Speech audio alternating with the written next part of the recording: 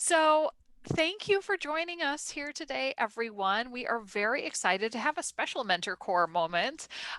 Today, we have a friend, Vikas Narula, who is here to talk with us. He has an amazing background. He's been a TEDx speaker. He's going to talk to us today about networks and give us a little bit of background on him so we can get to know what he's doing.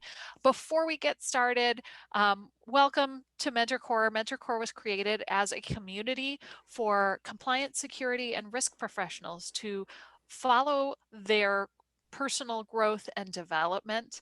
And we've been having this series of events. I can't believe it, since the end of May.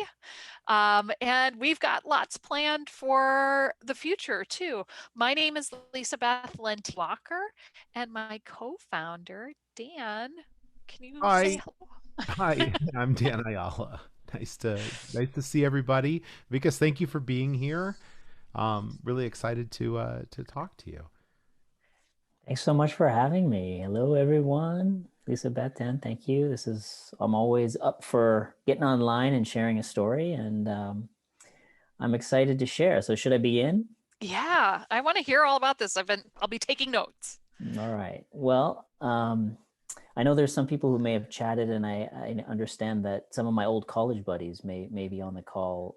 So, shout out to them for joining, who I haven't spoken to in a long time. Thank you for joining. Um, yeah, so we live in a pretty big, beautiful world. It's been a crazy year, 2020. We'll never forget it. Um, I want to talk about the power of human connection and bridging divides. And I want to talk to you all about how I got involved in this work and why I'm so passionate about it. My journey starts in a small town in southern Ontario. My parents immigrated from India back in the 60s. And if there's one picture that can summarize my life growing up in Canada, it'd be this. This is me when I was about 10 years old. My only dream growing up was to become a professional hockey player. And I lived in the Wayne Gretzky era, and I wanted to be the next Wayne Gretzky. But sadly, that didn't happen. And shortly after this picture was taken, my hockey dreams were crushed, because as good as my parents were about making sure my brother and I uh, fit into Canadian culture, they also felt like maybe we were losing touch with our roots. And so, in an effort to get us closer to our cultural heritage, when I was around 11, they picked up and moved us to Iowa. A lot of people wonder, like, if you're trying to get closer to Indian heritage, why of all places would you move to Iowa? But a lot of people don't realize that Iowa is home to Maharishi School and University in Fairfield, Iowa, founded by Maharishi himself, who became quite famous back in the 60s for bringing transcendental meditation to the West, and really became popular on the world scene when the Beatles became his followers for a brief time, and some of his teachings influenced their songs. So it was a very interesting place to grow up. I mean, some of our friends and family were concerned that maybe we had joined a cult of some kind, and there were some of those qualities. But overall, it was a really good experience. I went on to study at Maharishi University. I studied computer science, and shortly after I joined the workforce, I spent 15 years working for a couple of startup companies. But it's interesting that my friends and family were concerned that we had joined a cult moving to Fairfield, because after working for a few years, it felt like I had joined like the cult of Dilbert. I don't know how many of you are familiar with Dilbert. I mean, dates me a little bit, but like think Office Space or The Office. I mean, there's just a lot of parodies on life in the workplace, and it started to feel like I was living in some sort of sitcom. And I didn't really understand it at the time, but I think a lot of this dysfunction I was experiencing in the workplace was really the manifestation of what happens when we work in a hierarchy and we're given monetary incentives. It does strange things to people in teams, because we're all incentivized to manage up. Our livelihood, our performance review hinges on how good we are at essentially kissing up. You're probably not going to go very far in your career if you throw your boss under the bus, for example. I did that a couple of times. It didn't serve me very well. And so like there's this joke that like hierarchies are like trees full of monkeys, and the monkeys at the top looking down, all they see are smiling faces, and the monkeys at the bottom looking up, they see something else. And so a point came in my career where I was moving up the tree, and I was really terrified. I didn't want to be Dilbert like boss. I didn't want to be like the guy in the office.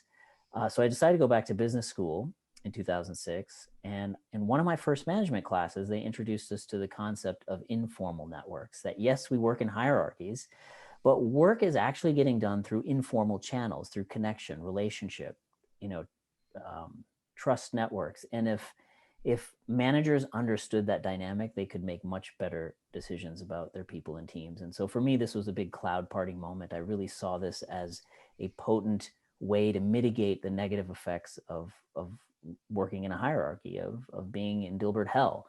And I wanted to apply this concept where I was working at the time, being a software guy. I was looking for tools, and at that time, there just wasn't a lot out there that were oriented towards business people. There are a lot of tools for PhDs and rocket scientists, but not for like everyday business people.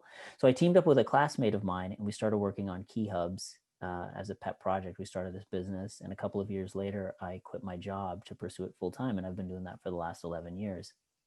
And it's been a roller coaster of a journey, but it's amazing we've made it this far, and we've had a chance to work with some amazing brands like large Fortune 500 companies and nonprofits and everything in between. And we've learned a ton about interpersonal relationship dynamics, networks, influence, leadership. And I'm going to share some of the key nuggets that we have discovered from our 11 years of work in this space. We've also had some great press. I did a TEDx talk a few years ago, which you can check out. And some of the stuff that I talk about there, I'm going to talk about here, and is informed much of our work as well. If there's one way I could sum up the essence of what we're doing, we're really helping organizations and leaders go from like average to great. And there's this legendary business book that you may have heard of, Good to Great. And the whole premise is that before you do anything around strategic planning or business planning, you really got to make sure you get the right people on the bus in the right seats. If you don't get that figured out, you're going to be average. And so that seems really easy and simple. Yeah, get the right people on the bus, but it's much easier said than done because of the hidden network dynamics that exist when you bring people together. So this is a Key Hubs network that was generated by a question that was asked of a division that was struggling, and a new leader was brought in to turn things around, and he brought us in to help understand the cultural dynamics in the organization, and we asked the simple question like, who's a positive influence or who's a role model? And each of these nodes represent employees, and their response, the people who they identified, is depicted by an arrow. And so there's certain nodes here, employees, that are more influential, more central to the network, like this big blue dot. And if you look at the research on how we influence each other, we all know that our behavior is going to influence the people around us. But some of the latest scientific research around networks indicate that our ideas, behaviors, emotions can travel in contagious fashion through social networks. I think this has become very apparent with the onset of social media and just how stuff goes viral. And so what this research by Christakis and Fowler suggests is that we don't just influence our friends, but our friends' friends' friends. So this person who touches 15% of the organization, if we look at their connections and go 3 degrees out, they touch almost everyone. Now, when we asked the leaders who they thought this highly central, influential, positive person was, they rattled off a bunch of names, which were all incorrect. In other words, they didn't know who this person was. And they were scratching their heads wondering, like, how can we not know who this key influencer is in our organization? But if we take this map and we overlay it on the formal hierarchical structure, we see why the leaders didn't know who this person was. They were buried in the hierarchy 4 levels down, out of sight, out of mind. And this is a phenomenon we see everywhere we go. It doesn't matter what type of sector we're working in or how big the organization is. Oftentimes, talent and influence is very independent of hierarchy. And so how are you going to get the right people on the bus if you don't know this? If you look at the research on how good leaders are at identifying these highly connected, collaborative people, only about 30 to 40% accurate. That's good if you're playing baseball. It's a good batting average, but if you're trying to go from good to great, not a good, not high enough accuracy.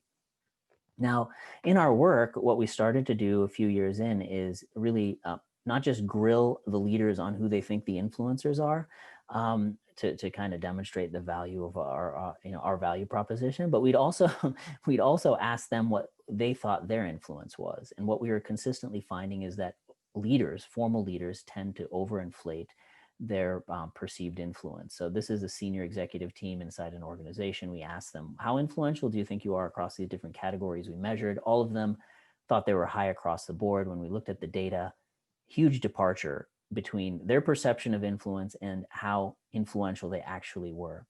And this is something we see pretty much everywhere we go. Now, think about it. The higher up you are in the hierarchy, everyone's smiling, everyone's nodding their head, everyone's managing up. You're going to think you have positive influence. You're going to think you're an influencer.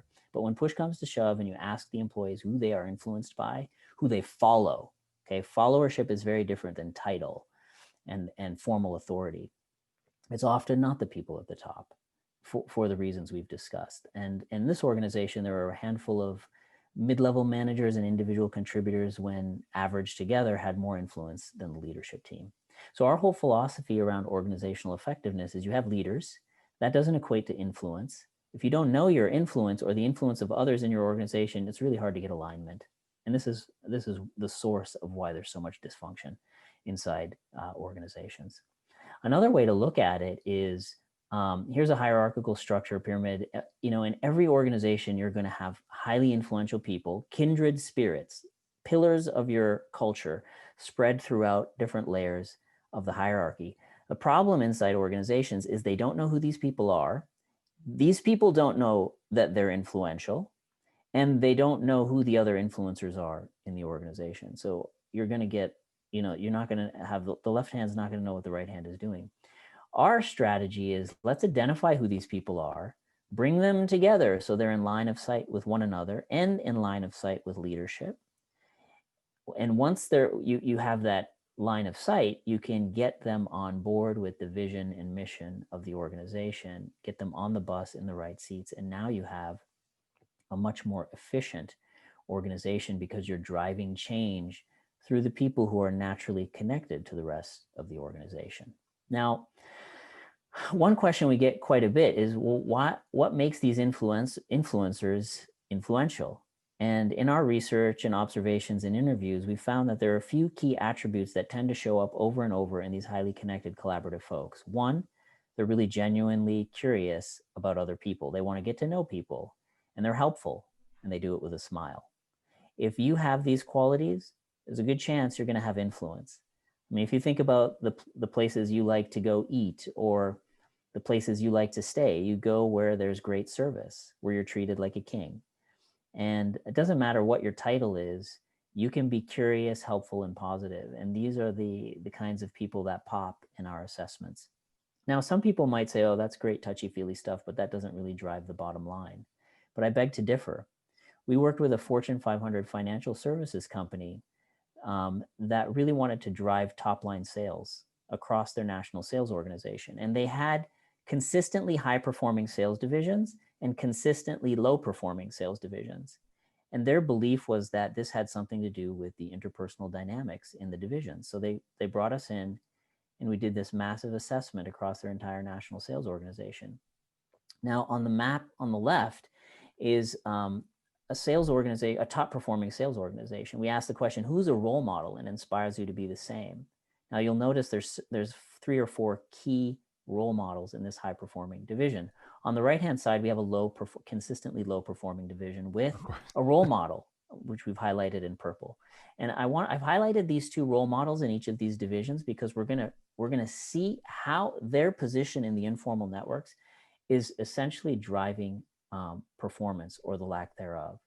So when we look at the helper network in these 2 divisions, if you need help, who do you go to for support? In the high performing division, the role model is a central node in that network. In other words, they're approachable. A lot of people are going to the role model for help, whereas in the low performing division, for whatever reason, the role model is on the periphery. They're not a central hub in this network. People are not going to this person. They may not be approachable, accessible, what have you. When we look at the collaborative selling network, collaboration is an important part of selling strategy. Who do you most frequently collaborate with? In the high performing division, most of the sales reps are collaborating with the role model, but in the low performing division, that's simply not the case. So you look at the first degree network in both of these divisions, the second degree network, third degree network, it becomes pretty clear why one division is high performing and the other isn't. It's about influence. It's about putting your influencers in a position to influence others in a positive way. That's not just a touchy-feely thing. Once this financial services company got all of the data around their key influencers and how connected they were to the rest of the sales organization and shifted a few things formally and informally, within a year, their sales grew by double digits. And some of these low performing divisions were some of the top performing in just a matter of a year. So that's the power of informal networks. Um, and that's how you can drive business value, by understanding this kind of data. Now, another, Hey, Vikas, yeah, before you go on, yeah, really quickly, what were the three things again? Be curious, be kind, is curiosity, helpfulness, and positivity. curiosity, We'll come back helpfulness, and around. positivity. I'll be revealing some of Excellent. these, but yeah, well, those are the things. Yeah, and that's the thing. When we look at helpfulness, I mean, collaborative selling, this is all about influence. It's those qualities, it's about really caring about people and helping them. Now, so one of the key things that I want you to remember is that talent and influence is independent of hierarchy. Curiosity, helpfulness, positivity are huge levers in fostering influence. But there's another pattern that we've seen play out everywhere we go. And the essence of that pattern is essentially that birds of a feather flock together. So this is another financial services company we worked with, Fortune 500 companies spread around the globe, division of 70 employees. The leaders like, something's not working. Can you help us? We came in, we mapped the network, and we saw that the organization was pretty siloed along departmental lines. That's pretty common, right? Like if you're an engineer, you tend to know the engineers. If you're in marketing, you hang out with the marketers, what have you. But when we looked a little closer, the largest division was also siloed, right? There's a group of green folks that aren't connected to another group of green folks on the left, and so forth. And when we slice this data by geography, we saw that the silo effect was largely due to culture and language. Japan off on their own, Pacific Rim disconnected, but North America and UK somewhat connected. And you might look at this and like, yeah, that makes intuitive sense. But what's the big deal? If you look at how networks form, if you put a bunch of strangers in a room, whether it be virtual or in-person room, what will naturally happen is birds of a feather will flock together. You look like me, you think like me, or we're in the same industry, we're in the same role, let's connect, and I'll connect you to other people who do the same thing, and you'll get these polarized cultures. That's just how networks form, because we like to stick to our knitting. It's comfortable, it's familiar. But we know from tons of business research that diversity is actually better for business, right? Public companies in the top quartile for ethnic, racial, or gender diversity in management were 15 to 35% more likely to have financial returns above their industry mean. There's tons. If you Google diversity in business performance, you'll see over and over again that having more diverse perspectives on a team are going to outperform the homogenous team. CEOs with a diverse social network, just the CEO of an organization, if their social network is more diverse, that is they're going to have more success as an organization to the tune of 30 million in market capitalization. And if you look at the biggest predictor of career success based on some research that's come out in the last few years, it's the same story. It all comes down to diversity of connection. The old paradigm is it's who you know and how many people you know, how big is your Rolodex, how many LinkedIn connections you have. But it's actually not quantity. It's essentially quality. It's, do you bridge different networks, different clusters of networks? Because when you are a bridge between different networks, you put yourself in the position of being a translator of different ideas, which really forms the basis of the creative combination of ideas, which is really the precursor to innovation. And so this is our mascot from Maharishi University. No, I'm just kidding. We didn't really have a mascot. We are the pioneers, but I still like the shark horse. The shark one is terrific. Yeah, but I mean, if you think about all the innovations, they're creative combinations of things that already exist. So when you look at this network, you have a highly influential person in North America, but their influence is just within North America for the most part. Whereas this individual in Asia is connected to people from all different geographies in this business, and naturally they're going to be in a more competitive position because they have perspectives, points of views. They're in a position of translation, and they're going to be in a better position to innovate, create, have perspective that others simply don't. And there's some really cool research that's just come out in the last couple of years that suggests that our social networks somehow mirror our neural networks, that when we put ourselves in the uncomfortable situation of being a translator of different perspectives, it actually enhances our brain function. And so I think that one of the key things to take away about diversity of networks for career success is it's not just how diverse your network is, it's whether you're in an open network versus a closed one. And this is a really important piece to understand. So what does that mean, like to be in an open network, right? Simply being in an open network instead of a closed one is the biggest or best predictor of career success. Well, I want you to imagine for a moment that you're a sea creature of some kind, be it a fish, turtle, whatever, jellyfish, shark horse. You take your pick. And imagine yourself swimming in the wide open ocean. That is being in an open network. There's no boundaries. You're not confined. But being in a closed network is like being stuck in a fishbowl. And so when I read this research, I mean, obviously I was captivated by it because given the nature of our work, looking at networks inside organizations, but this notion that like my professional network is actually dictating my success, is that really true? And so I went to LinkedIn and I mapped all of my connections over time and wanted to see like, have my networks really shaped my life and career? And as you know, my journey started in the Maharishi community in Fairfield, Iowa, and that was the beginning of, that was the first fishbowl I was swimming in. And it was a very distinct culture. It was people from all over the world, but we had one way of looking at the world through the lens of herbal tea and meditation and yoga. And it was a professor at the university who started a software company, and it was through that connection that I landed my first job out of college. And I jumped into this other fishbowl that brought me up to Minneapolis. The company was bought by a company in Minneapolis. And I spent 11 years in this fishbowl.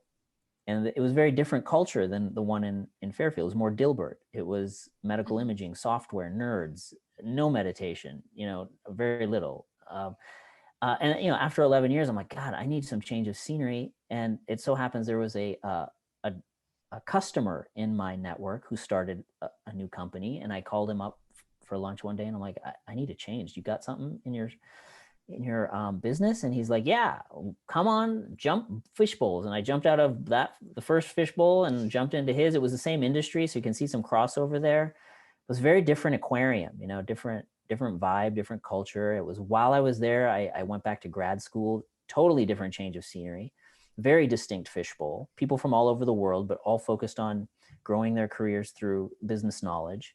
And it was that change of scenery that gave me the idea for Key Hubs, right? It was cross-pollination of ideas. I mean, all the case studies we did in business school were just such a mind-expanding experience that helped set the stage for starting my own business. But that said, all of these networks were closed networks. There weren't a ton of fish flowing in and out. There were defined boundaries. And I really didn't step into an open network until I quit my job 11 years ago, when I had to go find business. I mean, I was ejected out of the fishbowl through my own choice, sort of. Um, and found myself, remember like in Finding Nemo, there was those fish in the aquarium, and then they all were they're in the dentist's office and they're all trying to get in the ocean. And then imagine like getting in the ocean after being in that aquarium your whole life, and like, now what? Like, I'm swimming among the sharks. Like, where do I go? So I was trying to find customers so that I could, survive. And I identified like 7 or 8 people from my network that might be early customers. And I put big targets on their head. I reached out to them. I tried to pitch them Key Hubs, and none of them bought from me. But they all pawned me off to someone else. Like, hey, maybe you should meet this person. They might be interested. And I had no network. All my network were these closed fish bowls, more or less. So I'd go meet with this another person, whether they were a target customer or not, because I had nothing better to do. And they'd connect me to someone who'd connect me to someone. And 5 or 6 links down the chain, and maybe 6 to 12 months later, cha-ching, I would land a deal or some amazing opportunity. I mean, I'm here in front of all of you because of a long and winding road of connection that spans 11 years. I mean, I mentioned it in one of the comments on LinkedIn of, Yeah. I met Lisa Beth through Leona. Leona and aggression. It like goes way back. I love tracking all that because it's the magic of connection that leads to possibility. And like this, my network grew. I stayed connected to the many people I was meeting. I was updating them on my progress. And in some ways, my network grew in a very nonlinear, random way. But what I also discovered is there was a tremendous amount of serendipity that was happening as I connected more and more with people. Like, I'd meet someone and they'd be like, oh, I was just thinking about someone like this or something like this. Or I just met someone who's interested in something like this. And like that, my network ballooned. And in a few short years, I had had one-on-one coffee with over 1,000 people. And the beauty of this open network is it had no boundaries, and it included people from all walks of life. It's not just yoga people or medical imaging people or Duke MBA people, but like artists, musicians, consultants. I mean, you name it, they were in this open network. And this became the hotbed for opportunity and possibility. And what's really amazing, as I started to embrace this life in an open network, I was finding that I was healthier. My well-being was off the charts, better than it had ever been. You look at the research on how much the depth and breadth of our social connections impacts our health as much, if not more, than diet and exercise. Oftentimes, my conversations with people would go beneath the surface level chit chat, and we'd really get into the meat of someone's story. And I was happier than I'd ever been by connecting with humans. And after a while, I just started enjoying the getting to know humans versus thinking about them as a source for potential business. And as a result, like, business grew even more because it wasn't coming across as some sort of slimy salesperson. But genuinely, I really started to make connection a way of life, not just a way of business. And I really started to see the power of karma at work, because if my business was growing through the generosity of people making connections for me, I started to feel an obligation of giving back and or paying it forward. So when I'd connect with people in a networking scenario, I would always ask, like, what are you looking to do? How can I help you? What kind of connections would be useful for you? And I'd always make 2 to 3 connections for them after our meeting. And what I'd find is that whenever I'd make a connection for someone, within 24 to 48 hours, someone else in other part of my network would make a connection for me. It was almost like clockwork. And I was like, wow, yeah, there's something to be said about this karma principle. Now, just as I was sort of getting high and proud about my open, diverse network, I got invited to teach as an adjunct at Minneapolis Community and Technical College. I was really passionate about purpose-driven entrepreneurship, and they invited me to teach a course there. And I thought I had a pretty diverse network. I mean, I'm a child of immigrants. I grew up in these weird communities. I had a pretty diverse open network, but I really didn't understand diversity until I started teaching at this community college, because the students in my class represented diversity in every demographic dimension you can think of. So not just race, gender, ethnicity, but also like socioeconomic status. Some of my students were homeless or experienced homelessness. Many of them had spent their adult life in prison, former addicts, dealers, gangsters. I mean, it was just blew my mind. Like, I was swimming in the wide open ocean, but now I had found like this reef that I didn't even know existed. And these fish were just so amazing and colorful and unlike anything I had encountered before. And what was remarkable to me was that you really couldn't judge a book by its cover. I mean, I came in with all kinds of biases, prejudices, but getting to know my students threw all of those out the window. I mean, all of my biases were challenged and really crushed as I got to know people on a human level. And I found that they were teaching me more about life than I was teaching them about business, because they had so much resilience. They were born into such unfavorable circumstances and had faced unimaginable setbacks. Um, that I can't even fathom. And they were happy, and they were smart, and deserve all the chances in the world to advance and succeed. So this was a real game changer for me. But I did wonder, like, how is it that I've lived all my life in a metropolitan area and never really gotten to know these kind of people from these backgrounds? And if you look at like the Twin Cities by just one demographic, ethnicity, you see that the same thing that's happening inside organizations and in our social networks is happening in society. Birds of a feather flock together. My parents have lived in North America for 50 years, and their closest friends are still people from India. And it's not just the Twin Cities, right? You look at New York, Chicago, um, Los Angeles, there's a huge innovation opportunity that is waiting to happen, right? We know that great ideas come from combining different perspectives. And unfortunately, as diverse as America is, we're still living in our own little bubbles. And to me, that presents an amazing, amazing opportunity. And so, kind of coming back to where I started, there's like an amazing world out there, and not just like outside of our country, like in our backyard. And my hope is that by doing this work and sharing this story, we can inspire people to step a little bit out of their comfort zone and connect with people who are different from you, different in thinking, um, different in perspective. Because as uncomfortable as it is and unsettling as it can be, it's tremendously enriching, mind expanding, and heart opening, to be quite honest. So I want to share a story in the spirit of stepping a little bit outside of our comfort zone. A couple of years ago, I got really into sailing. There's a lot of lakes in Minneapolis. And last summer, summer of 2019, I decided that I was going to go down to the lake and just invite random people to go sailing with me, because I thought it was a great way to give people the gift of sailing. It's a very therapeutic experience, and it's a great way to get to know people, right? They're trapped in a boat. They can't run anywhere. And you can really get to some really good conversation. So one day I went down there in August and I saw these two guys sitting, and I had gotten rejected a couple times by some folks, people like, who's this creepy guy asking me to go sailing?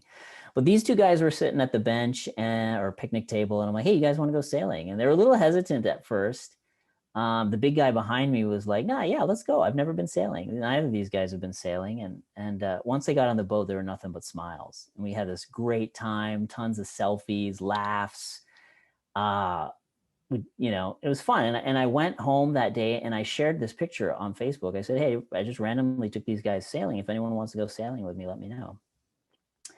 Well, back in late May, we know that George Floyd was murdered here in Minneapolis, and took kind of the world by storm. Right, his death took the world by storm. It lit the world on fire. And I went to the memorial. I took this photo, like maybe a week after his death, and I started hearing about George Floyd's life, and I was like, it kind of reminds me of the guy who was in the boat with me, because I remember him telling me he was from Houston. He worked in security, and I was looking at George Floyd, and I was looking at this photo. I'm like, they don't look like the same person. I was like, no, they're not. That's not George Floyd. But then, like, I do a lot of journaling. I have a journal, and I happened to be flipping through it like a couple weeks after I went to the memorial. And I realized I didn't know it at the time, but I realized I was keeping a log of the people I was taking sailing. And I was looking through there, and I was like, oh, the names of those guys were Alvin and Floyd. I'm like George Floyd? And so I Googled Alvin. I just said Alvin, George Floyd's friend. And lo and behold, um, I sailed with George Floyd and his friend Alvin, who I actually lived with. They were housemates. And I've had a lot of serendipity in my life, by stepping into open, diverse networks, but this really topped it off. Um, and Yeah, it's been an intense year, but this was took the intensity to a new level. Knowing that I spent an afternoon hanging out with this guy whose name was now known around the world, and um, so yeah. Um, Alvin and I have become good friends now. We hang out, and we got reconnected through an unusual way after I discovered that I had sailed with them. And hopefully his death and all the others that preceded him were not in vain. And I see a lot of change happening in the world, in America, and I really do believe that something positive is happening and will continue to happen as a result of the events that transpired in our city. So I just want to bring it back to where we started, right? Like hierarchy. There's hierarchy everywhere, not just in organizations, but in our society, and that creates a lot of blind spots and disconnection. And if we go to all levels of society and get to know people on a human level, understand how networks work, it can bring a lot of clarity and break down the barriers that keep us from one another, keep us from understanding one another, and keep us from performing well inside organizations. And just to reinforce, right? Like, what makes you an influencer? It's about being curious about people and being helpful and positive, and there's so much generosity in our country.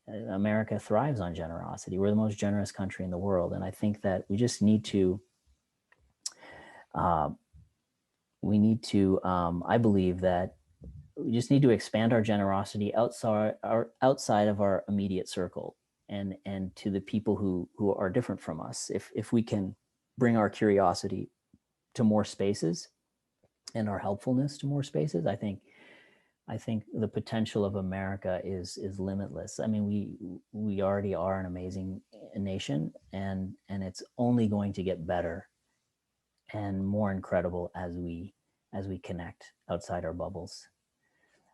Just like we see in organizations, we come in and we see these silos across divisions, and while we see this a lot in our society, there's no reason why, with a little bit of insight and effort, um, that we can create an experience of cross pollination that is truly transformative and long lasting.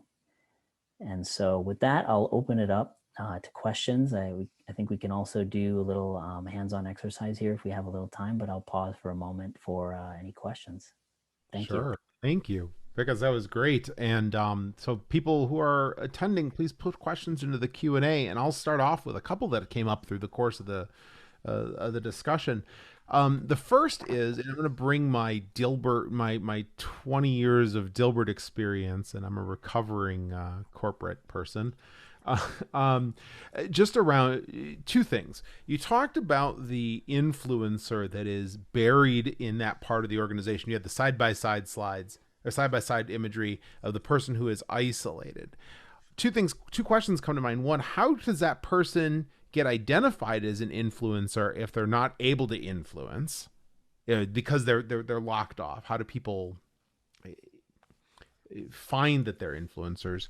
And then the other part is, does that also indicate that there may be people that are capable of influence, but because of their structure are artificially insulated from doing so? And how can we help overcome that? Yeah, well, so the first question is, how do you identify these people? There's lots of different ways to identify. It's really about talking to people.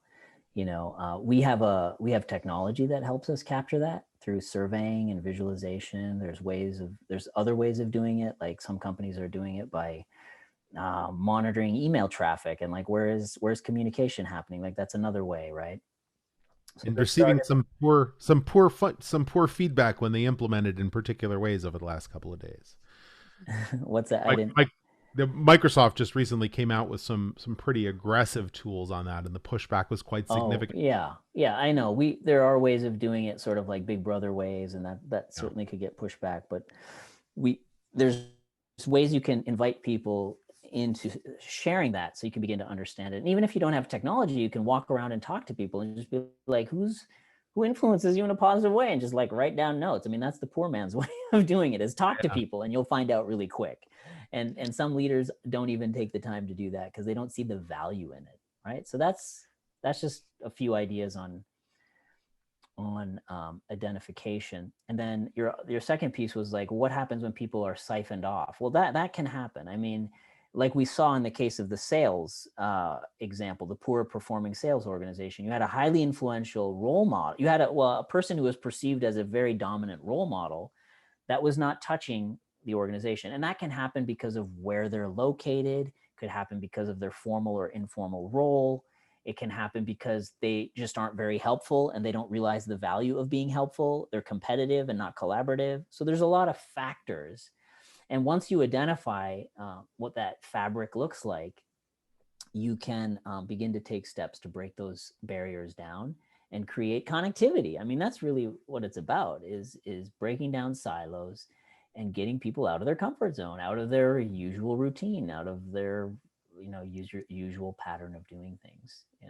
It's like, I mean, you just even think on a societal level, right? Like, the whole concept of racism and prejudice. I mean, people have that because they simply don't know people like that on a personal level. Once you get to know someone that you have a hatred towards, or have a bias towards, and you really get to know them on a human level, it really changes everything. And the same is true inside an organization. So I have a couple of questions for you. The dandelions and your little your map, like I kind of would like that in real time all the time. Right? Just to see like how are these connections all interacting. But I think it's fascinating. And one of the things that we hear all the time in the security space, compliance risk, is there will be a moment where you're either insecure about your job, you are between jobs, etc. And the networks that people have built are very fishbowled, right? Very They're very fishbowl. focused on the companies they're working for, the schools that they went to, the towns that they're from. And oftentimes they don't even look, outside of their industry at all Mm-hmm. to like take their head up and kind of like, I don't know, meerkat it and kind of see what's going on to the left and to the right. Um, but we're in the middle of the pandemic that never seems to end. It's like an elephant pregnancy. It just keeps on going on and on and on. How do you keep on expanding those networks when you're in the middle of COVID and people are zoomed out, etc.? Like, how would you deal with some of that? I think there's a lot of different strategies you can do. One of the things I've been doing, I mean, I have a pretty broad network as a result of doing the work I've been doing. So for me personally, I've used the pandemic as a way to go deeper with people I want to go deeper with. So I comb through my network. I'm like, who haven't I talked to in a while that I want to get to know, and or not get to know, but just catch up with, that they inspire me, they change my perspective. I haven't connected with them in a while. So the pandemic's not going to last forever. So, that's one approach. That's the approach I'm taking. But, I think if you don't have a broad network and you're wanting to broaden your network in a time of pandemic, there's lots of different ways you can do it. You can reach out to people who you think are really cool and interesting and say, I'm interested in meeting really cool and different people. Do you know anyone? Can you make an intro? And then just follow the connection trail. Or is there a type of community that you've wanted to get to know, a hobby, an interest that's outside of your typical work domain? And find out if there are any webinars happening around that topic and join the webinar, meet people on these webinars. Like, if you're a scientist, but you have an interest in like basket weaving, and that's so far out of your norm, great, follow that. Like, go find the Basket Weaving Association of America and join their conference or whatever. There's still conferences happening virtually, like this one. Right. That's the best way to start. I mean, for me, like my network got progressively more diverse as I followed my curiosity. Right. So we talked about curiosity being a key thing, being curious about people. But if you follow your curiosity will take you to new vistas of diversity and and open networks. And whether we're virtual or in person, that doesn't preclude us from following our curiosity in a social manner. That's what I would say about that. That makes a lot of sense. I mean, part of the reason why we started Mentor Core was to encourage people to have relationships outside of, just their working relationships, because we thought that that diversity of experience and locations and all of those things made a lot of sense. So, in addition to that, let me ask you another question. Um, During normal times, you said that you had like 1,000 coffees. Yeah. Did you really have 1,000 coffees, or was it just 1,000 like meetings? What? Give me a little bit of background. That's like, I mean, like thousands of dollars, right?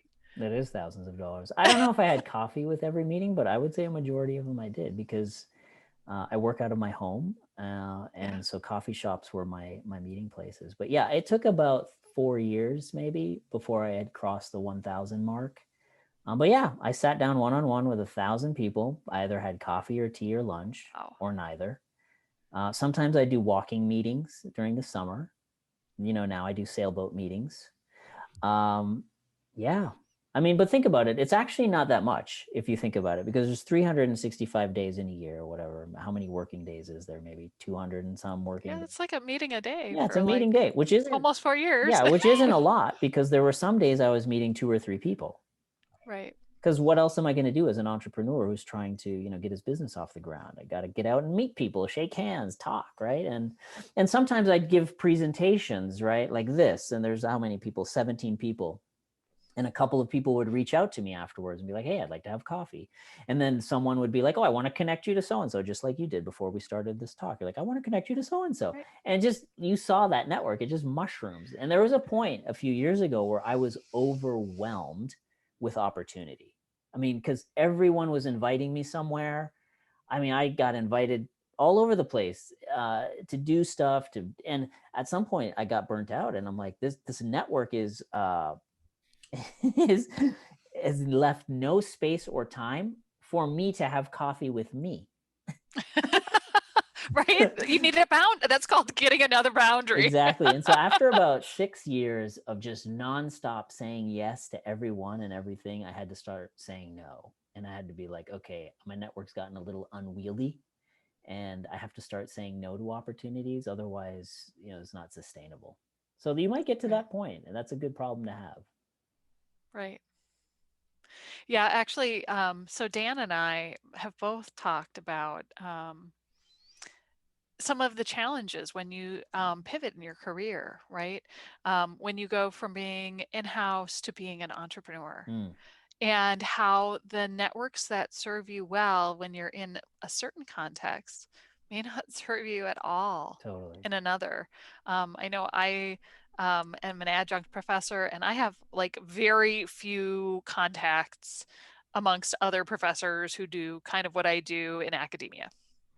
Just like, I mean, it's like I'm a newbie fresh off the bus.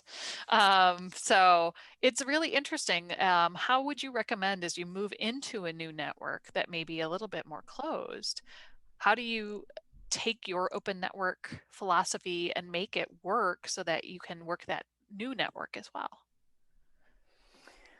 Well, yeah. I mean, whenever I go into a new network that might be closed or open, I go again with open-hearted curiosity. I look for kindred spirits, and then just see where it leads. And I invite people in if I like that network. Like, I bring people along, and then the people that I find in this fishbowl, I say, hey, come go on this adventure with me. Check out this reef over here, and then this exchange starts to happen. So it's about giving and receiving. It's about being open, and it's about also not getting too stagnant. Like, there, early on in my journey, I joined an association that I thought would be really good for my business, and I felt like after a few years I knew almost everyone in that network, and it felt like it was getting a little bit stagnant and saturated. And whenever I feel like I'm getting comfortable or bored, I think about, where is my curiosity calling me to, and I go there. Wow. Well, that definitely keeps life lively. It does.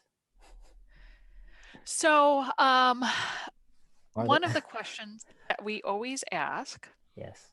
is, what's the best advice that you ever got from a mentor? I was thinking about this one. I think the best advice I got was very early on in my entrepreneurial journey. A mentor in my life, who started the first company that I worked for. He was a very successful entrepreneur, someone who I really looked up to. And, early on, when I didn't know whether or not, there was no guarantee of success. It was in the first few months of quitting my job. And he just said to me, he's like, listen, it's really great that you made this decision, because no matter what happens, you're going to learn a ton.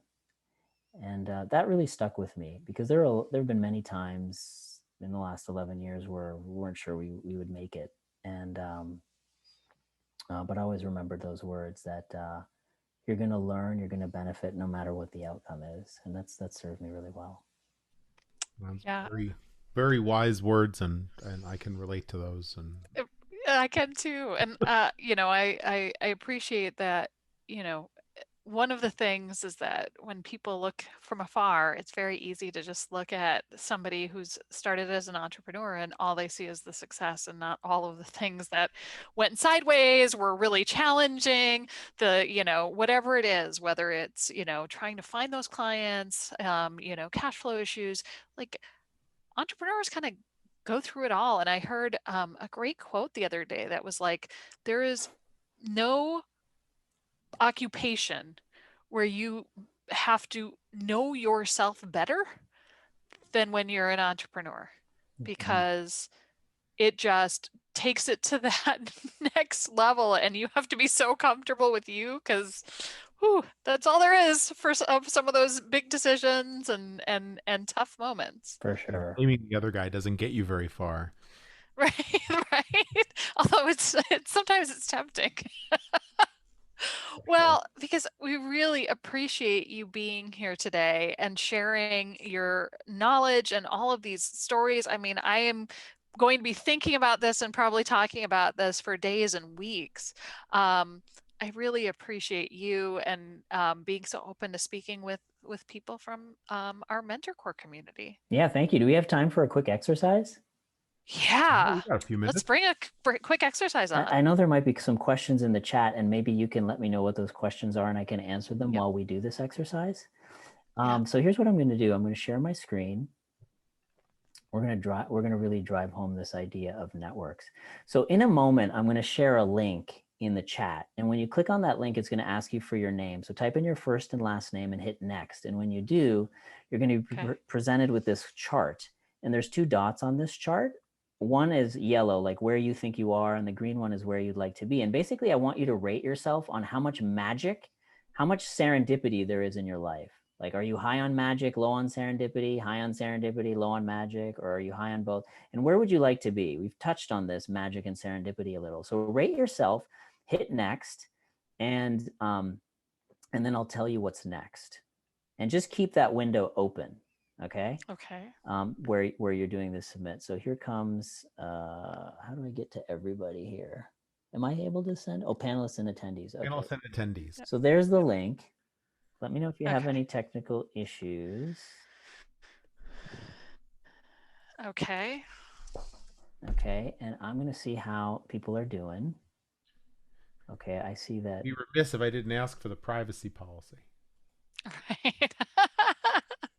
Okay, I see people have put in something. Now, okay, we have 18 people on the call, and I see that 11 people have put in their names so far. I'd love everyone to participate. The more the merrier. I want all the magic and all the serendipity. Who doesn't, right? Right? Like Okay. by tomorrow would be awesome. If you're having any technical issues, let me know. But it looks like self ratings are coming in. We're waiting for a couple people here. Okay, great. So it looks like most everyone has done their self rating. So what I'm going to do is I'm going to hit a button on my end, and that screen will refresh. You'll see the chart with your yellow and green dot. But this time, you're also going to see a menu at the top that has a list of everyone who's present. And what I want you to do is pick the people that you know on this call. If you don't know anyone, that's okay. But pick the people you know, and what'll happen is it'll drop a dot at a random location on the chart. And I want you to put the dot where you think they are, how you experience that person. Like, do you think there's a lot of magic and serendipity? I know you may not know, but just take a guess based on whatever you know about that person. And then I'll tell you what's next. And then there's a little submit button. So what I want you to do is drop the names of everyone you know on that list, move the dots to where you think they are, how you experience them along these dimensions, and then hit the submit button.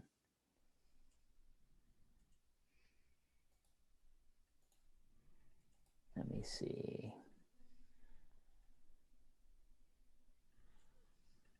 Okay. Yeah, and then it'll ask you to wait. I'm lucky because I know a couple of the people that are on the list.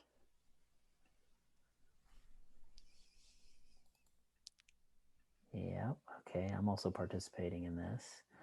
Okay, great. So I'm going to see how people are doing here. Okay, looks like almost everyone has submitted. We're just waiting for maybe a couple of people. Be sure to hit that submit button.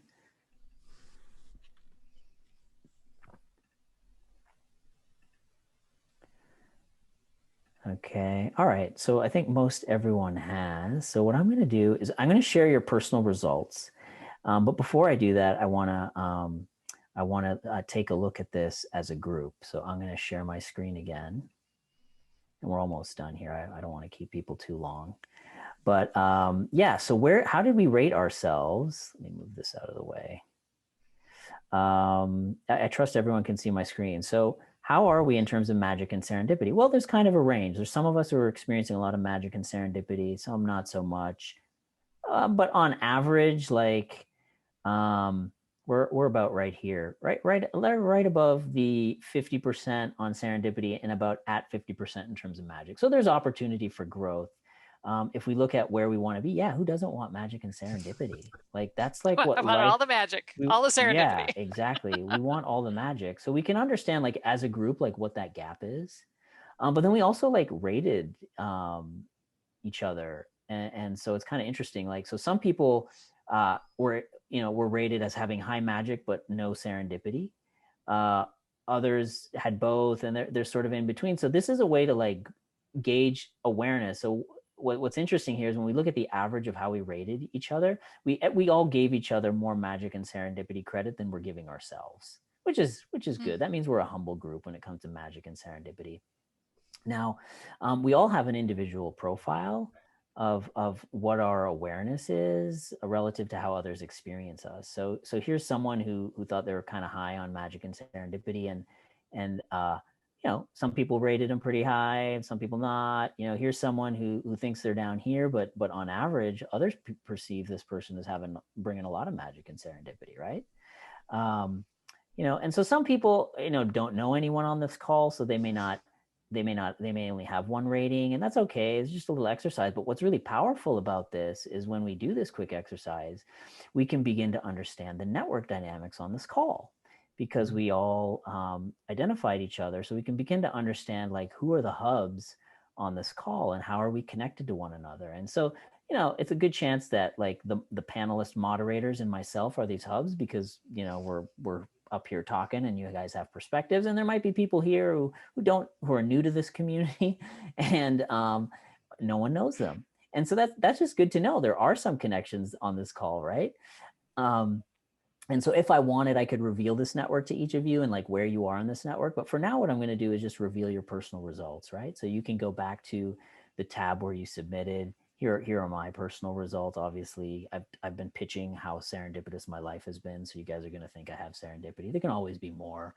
Um, More magic for if people feel like there's more magic, less serendipity. That's fine. But yeah, this is a just a quick taste of how we can use technology to give and receive feedback in a dynamic manner and understand relational connections on the fly.